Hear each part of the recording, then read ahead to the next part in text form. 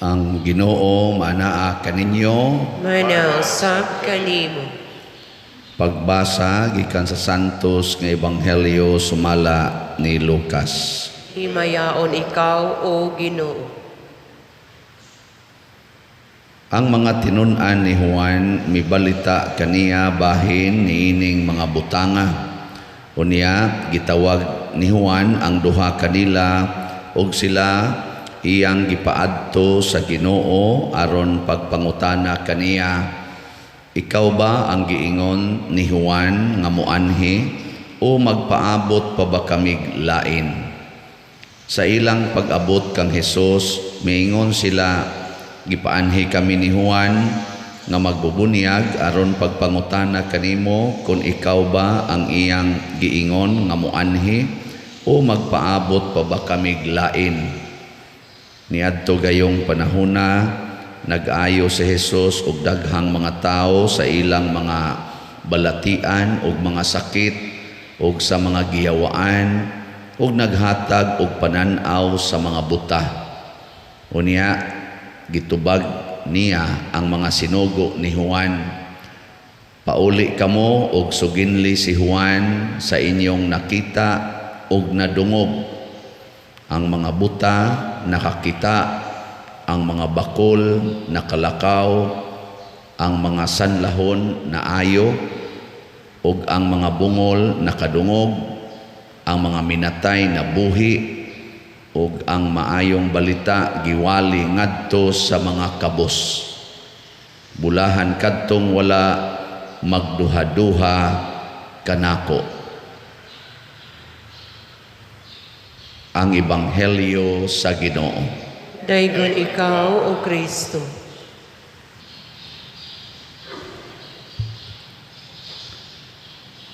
Ang mga tao pag-abot ni Hesus sa kalibutan, hasta sad si Juan nga magbubunyag, wa kayo kasiguro kung siya na bagyod ang katumanan sa gipanagna or gisaad sa Ginoo pinaagis mga propeta nga manluluwas nga moabot. Murabag galibog sila kay ang labig yung questionable sa iyang kinabuhi isip manluluwas kay porti mang pobriha nya wa pagyoy grado nya didto pagyod nagpuyo sa Nazaret kay ang tudlo sa mga propeta ang Mesiyas magikan man sa Bethlehem. So diri sa Huda unang questionable kaayo nganong didto nagikan sa Nazaret sa Galilea unya pobre pagyud kaayo wa pagi grado makaluwas baka ni ana si Juan nga magbubunyag na didto siya dapit sa Huda didto sa Jordan sige siyang pamunyag bisan og murag kasiguro siya nga murag mauna gid ni gaduda pagid siya mo nang iyang gipadala ang iyang mga tinun-an unya si Hesus wa sad moingon ako ni ang iyang giingon tan-awa ang akong mga gibuhat nganong ang mga buhat may gipatan-aw ni Hesus wa man siya moingon categorically ako bawo mo ngano ang mga buhat man nay mga masakito na ayo mga giyawaan kuha agyawa ang mga buta nakakita mga bungol nakadungog mga bakol nakalakaw nganong kana may gipakita ni Hesus uy hadlok siyang moangkon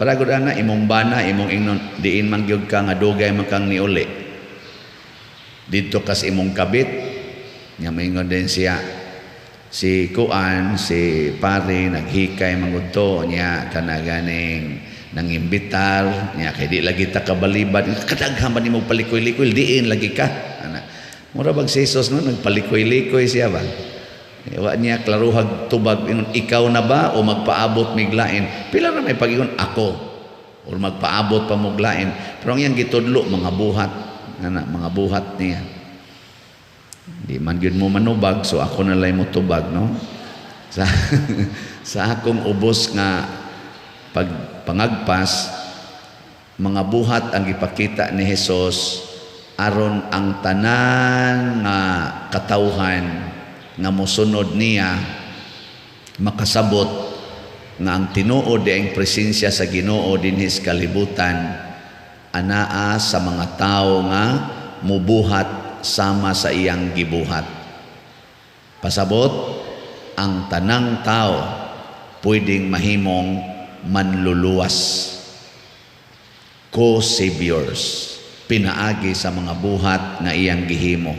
Mao na kaning santos nga atong gipasidunggan karon, si Saint John of the Cross, si San Vicente Ferrer, San Roque, tanan nagbuhat gyud, di tingali gyud tanan na parihas, pero gibuhat gyud nila ang mga buhat nga gibuhat ni Hesus. Pag-ayos mga masakiton, pagsangyaw sa maing balita, pagpapahawa sa mga yawa, o pagpahinulsol sa mga sala. Mao man gini ang generic nga buhat sa manluluwas. Nganuman, luwasonon kay taani. Kaning ato mga sakit, kinahanglan maluwas ta. Kuan man ginang sakit, makadaot man gina. Kaning yawa, kinahanglan maluwas ta sa yawa. Kining sala, puwerte ning muguba nato. Kinisang atong kinabuhi nga kamatayon. Ang kamatayon sa una, ang tanaw ana, impierno diretso. So gibuhi niya ang patay, pasabot, dili na maimpierno ang tanang tao. Dunay mga tao nga mamatay, pero mabuhi balik ngadto sa langit. Kinahanglan ni nato isangyaw. Pasabot, gipakita ni Kristo nga kitang tanan dunay na say gahom sama sa iyang gahom nga gihuptan dinis kalibutan. Ana. Sige, lingian ang imong tupad kay murag natuog na. Ing na kumusta imong gahom? Nagmata o natuog? Pangutan-a ba? Naglihok ba ang imong gahom o natuog? Sama pananglit sa pag-abli sa bakba sa taong amang. Kung saan man pag-ayo ang taong amang. Naidaghang paagi nila karon ang amang sign language. No? Mao na atong human way. Pero daghan ba yung amang tungod sa sala? Kana ding maglagot ka sa imong bana, di naman jud ka mutagad. Di amang na ka. Maglagot ka sa imong asawa, di na dyan ka mutagad. Ana man gani maglagot sa pari, di na gid mutagad.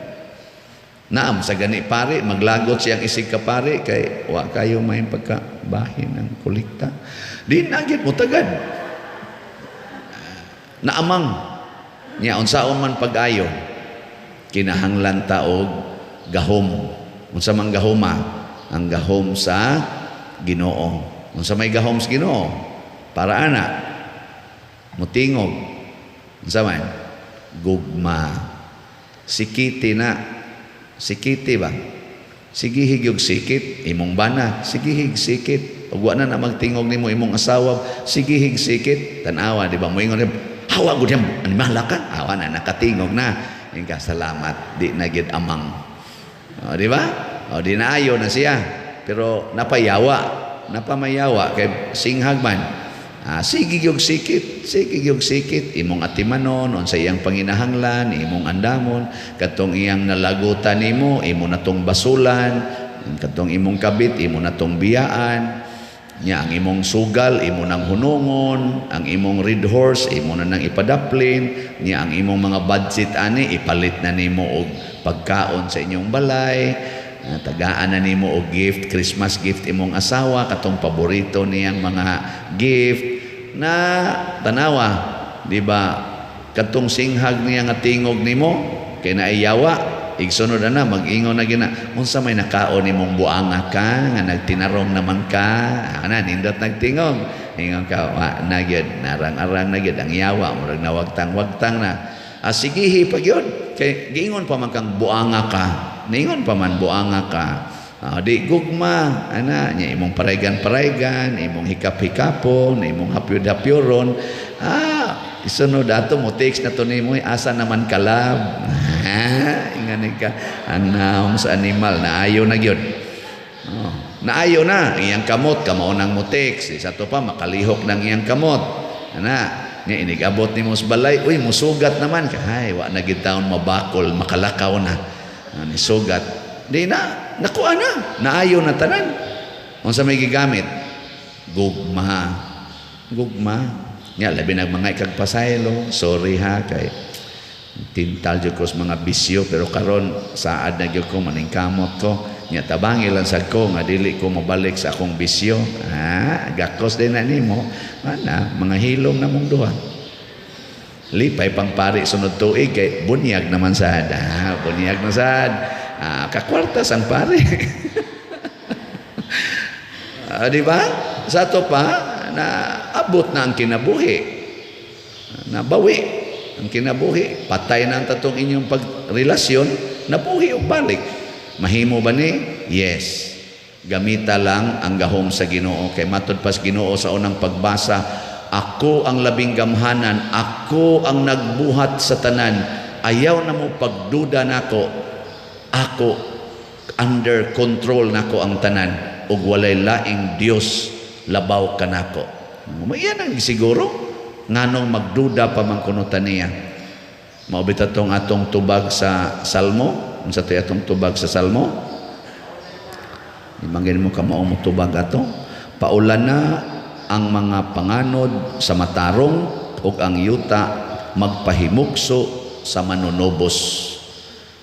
Unsa may paulan na ang panganod sa matarong, kanang mga grasya nga gikas Ginoo, mga nindot nga mga butang, mao nay atong isigig sa buwag aron murag uwan ba nga sharing of good things, good news, sangyaw pinaagis buhat og action og words and actions, isangyaw mga buhat sa gugma, buhat sa kaluoy, buhat sa pagpasaylo, buhat sa pagtinabangay.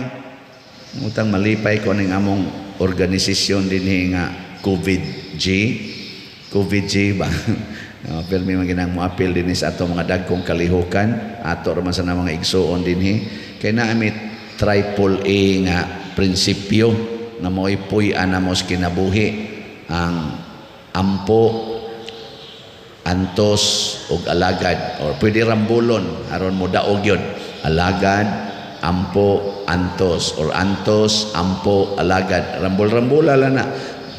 Bisag hain ang available. Kung ang imong bana, nangabit, ampo. Iniguli, sakit kayo, antos. Nya inikabuntag, imong alagaran. Nya kinikuyog man ang kabit, antos. Nya giguto man silang duha, alagaran. Nya sakit man, ampo. Mana, di ba? Sige, buhatan na ninyo, di ba? Nindot kayo na. Imong anak, nabuang sa computer, ampo. Wa magid mo undang, alagaran, kay gigutom na. Sakit man, antoson, kay anak gina nimo. Di ba? Nya sige ka nga pattern. Nindot kayo na, daghan kay mga usab. Gani karon ang mga among kauban nga sigig away sa ilang asawa or sa ilang bana, wa na gid sila kunoy away-away karon. Mingawon gud sila sa away kay ni kasuko sa asawa, muhilo man ang bana, moingon man bana, antoson lang. Ana. Nya kay ang asawa natuog pa man, lutuan, alagaran.